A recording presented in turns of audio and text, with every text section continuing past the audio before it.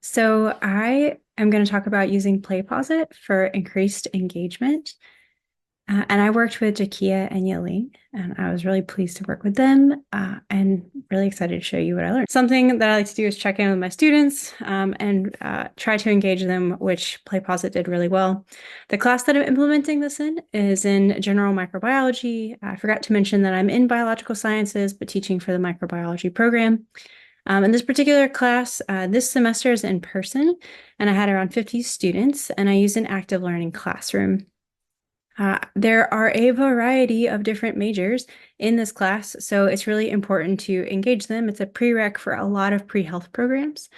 And so finding engaging tools is really meaningful to ensure that they stay engaged in content and that promotes retention.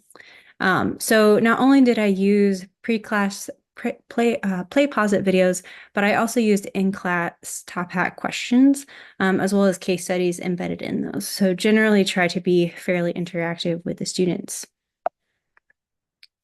So with PlayPosit, I just showed you some screenshots. The videos were all less than 10 minutes, and there were multiple videos per lecture.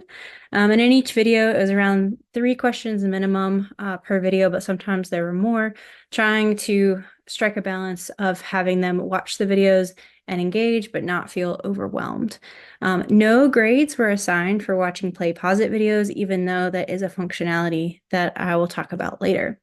And in total, I'll consult my notes. I recorded a total of 68 videos for the semester, and students watched the videos. They watched an average of 61 videos, but one student viewed the videos 147 times.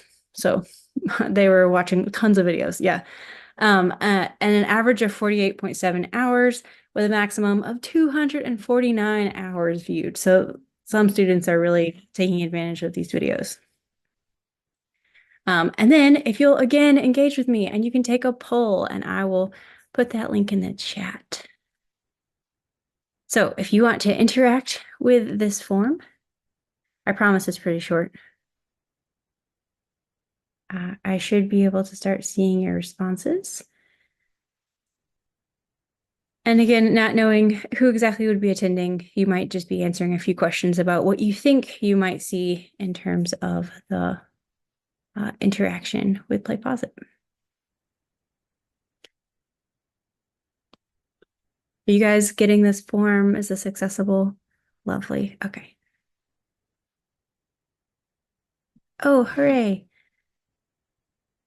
So with some of the questions that you're seeing, if you're learning something, how many times do you read, write, or watch it?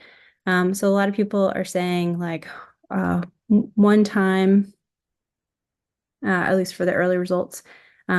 Most people, or 50% of people, use PlayPosit for their classes, or there's a fair amount who don't teach or do not use it.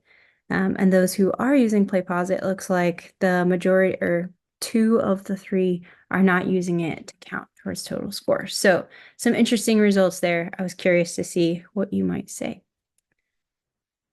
But some of the things that was really helpful to be a part of this PlayPosit grant and work with the DELTA team is just organization. So as again, not to overwhelm the students, I wanted to keep the Moodle organization really clean.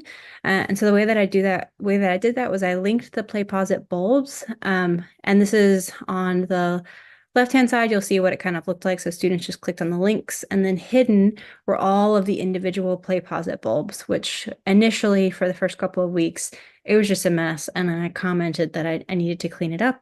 And the DELTA team was super helpful in saying like, this is an easy way to do that. And it was, and it works really nicely for the students. But then I wanted to also look at correlation. So since PlayPosit was essentially ungraded, I wanted to ask if exam scores correlate with PlayPosit scores. Again, they're getting this like pre-lecture video, and then in class, we're kind of going over that content. And so I looked at the Pearson correlation value, and you can see the correlation value for the exams, and then the total score for the first 4 exams. In exam 1, there was some correlation, but the rest of it was kind of low. That was kind of interesting. That's not what I expected. I expected them to, the PlayPosit scores in terms of if they completed them, to be more correlated. But students learn in different ways, so that's not a problem. And so then I also wanted to ask if the total course points correlate with PlayPosit score. So maybe I could see their interaction with these videos and looking at it in different ways. And so if I compare the PlayPosit and the exam, again, we see kind of that low correlation with the course total even lower. And that makes sense because they were not graded. And then the exams and the course total, obviously that correlation was pretty high. The exams are not the overall, the exams make up a large portion, but there are many other ways they earn their points. And so not terribly surprising here. Then I want to look at the other correlations between them. And so you can just see this scatter plot here. And so overall, the total course score or points in the course are related with exams, content checks, and in-class questioning. And so PlayPosit, I didn't see that correlation, but I know that pre-course work can help give information to allow them to better engage when they come to class and as they take some of these formative assessments as well as the summative exams. So what am I going to do in the future? In the fall, I have a larger enrollment asynchronous course. And so I will be using PlayPosit bulbs, but I'm going to add additional questions. And I'm going to use the summative assessment scores to figure out where I need to add additional questions to these PlayPosit bulbs. And so since the main engagement with the course content will be asynchronous, I think adding more questions are going to ensure that students get the content that I want them to focus on or any sticky points so they can interact well with the lecture. And then instead of using them in an ungraded fashion, I do believe I'm going to use them for a graded assessment.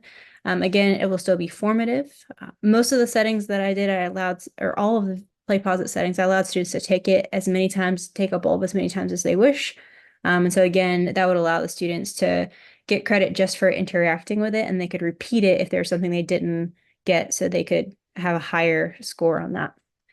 I'm also looking forward to implementing PlayPosit in other types of courses, in particular lab-based courses. And so I was thinking about making methods videos with questions, especially at those steps that students often get wrong, or they just didn't connect the dots between other things.